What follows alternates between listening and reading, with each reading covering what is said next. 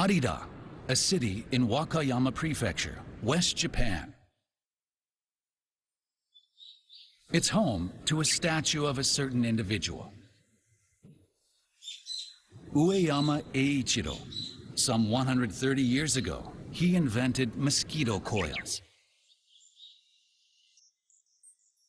His birth home, which still stands, is now home to important artifacts from that time. This is the machine used for creating mosquito coils. Here, kneaded materials were pressed into stick form. This wooden mold was used to fix prototype coils into shape. This is where that iconic spiral, still used today, was born. Our story begins in 1885. With its warm climate, Wakayama was known as a large producer of Mikan oranges. Ueyama Eiichiro was the owner of a long-running Mikan farm. He founded a firm to export Mikan abroad. His idea was to sell his fruits worldwide. Ueyama's great-grandson, Ueyama Hisashi, works as an executive at a maker of insect repellent. He describes his great-grandfather's time. It was the Meiji period. Japan had opened up and was determined to start its own industries, and even export to keep up with the West. Since he was a Mikan farmer, he decided to join in by exporting his own Mikan. That was his goal. One day, Ueyama had a chance to speak with the president of an American plant company. Ueyama gave him a Mikan sapling. In return, he received seeds for a flower not seen in Japan. Pyrethrum. The flower is native to what is now Serbia in Europe. Its seeds contain a compound that acts as a natural insect repellent. Pyrethrum, the compound that kills insects, comes out in seed form. In Europe, it was mostly used as flea powder. It had been gaining attention for some time. Ueyama decided to start cultivating these flowers in Japan. A valuable document he created himself remains. A guide to growing the flowers. It said he traveled Japan, giving lectures with this guide, appealing to farmers nationwide. Thereafter, cultivation expanded, and its seeds were used as raw material to produce flea powder. Its effectiveness led to its quick popularity. One day, Ueyama ran into a farmer he knew on the street.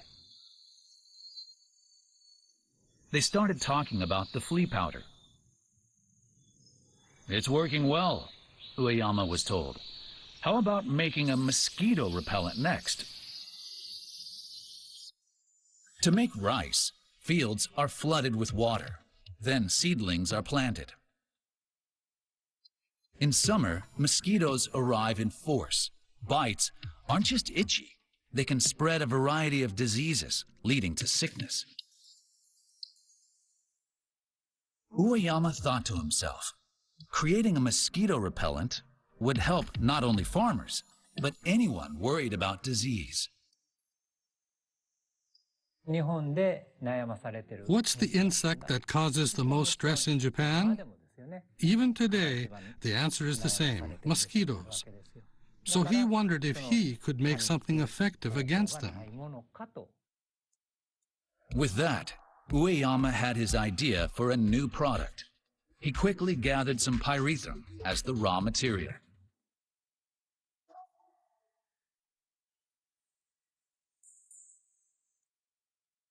How to repel mosquitoes with these flowers?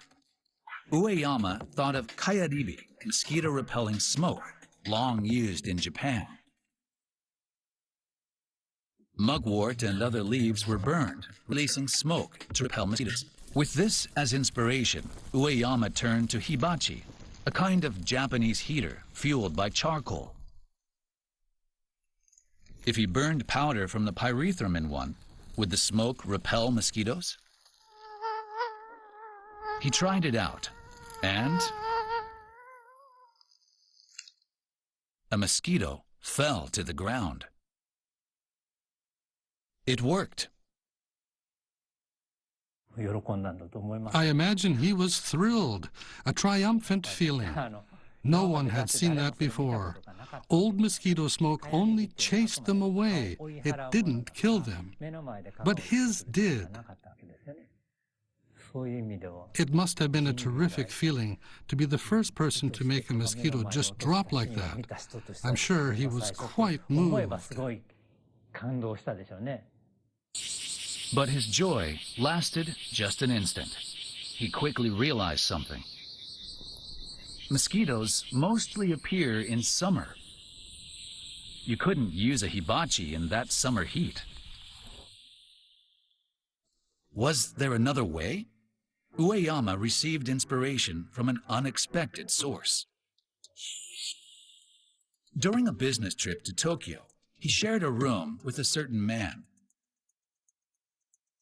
This man's family business was Buddhist altar incense sticks. Many Japanese homes feature Buddhist altars. Burned there are incense sticks. Light the stick, and it releases a thin wisp of smoke. Eureka, thought Ueyama. He wondered if he could add pyrethrum powder to such sticks.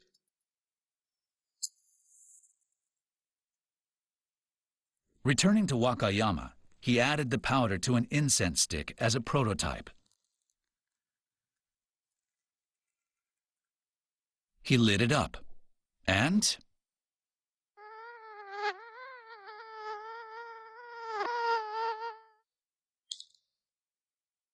a mosquito fell to the floor. He wondered what would happen if he made it like an incense stick, so he made a prototype using that know-how. I think he was happy when he saw it work. This is the first version of the product Ueyama sold. After 2 years of development, it was released in 1890. The world's first mosquito incense was not a coil, but a straight stick.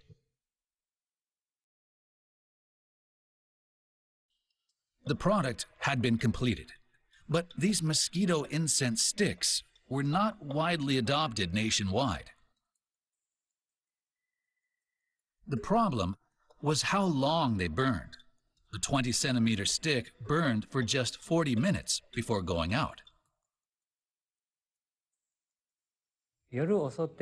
What about mosquitoes that came at night? You'd have to wake up every 40 minutes to light new sticks. And it's not like they had alarm clocks back then. Who could do such an unwieldy task? Ueyama tried making the sticks longer to increase their burning time. However,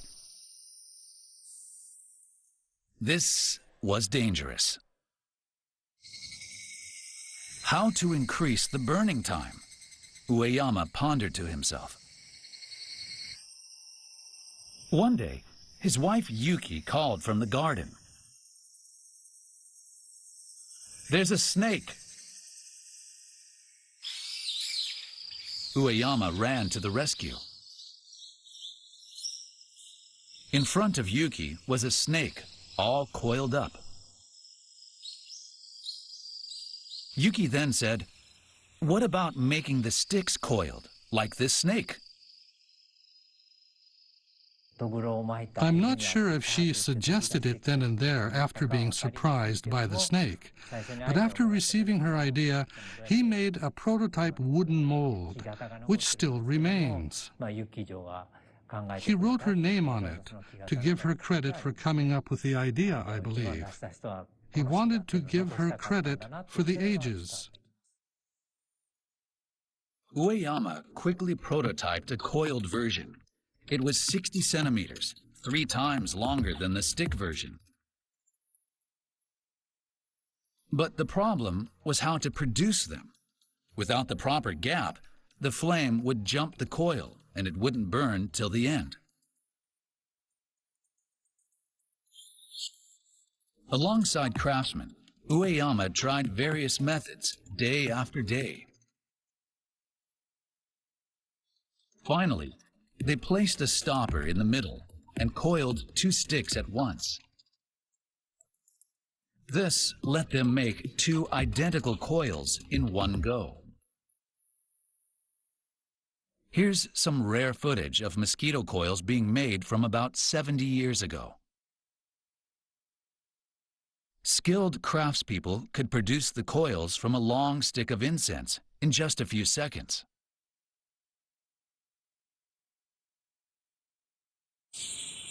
However, just before the coils went on sale, another problem emerged: the drying process.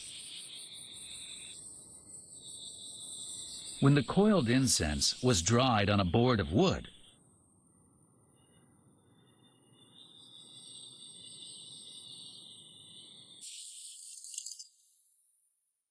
it stuck to the board, cracking when peeled off. Was there another way? Ueyama racked his brain for an answer. Again, it was his wife Yuki who had an idea. How about using wire mesh? Wire mesh used for grilling fish. Fish sticks to an iron pan, but not to wire mesh. Ueyama quickly grabbed some mesh and lined it with coils. If they didn't peel off well, the coils could not be sold as a product.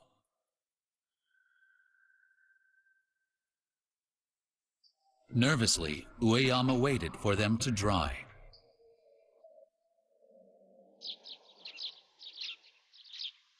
About 5 days passed. Would the coils peel off cleanly? Cautiously, Ueyama placed his hand on a coil.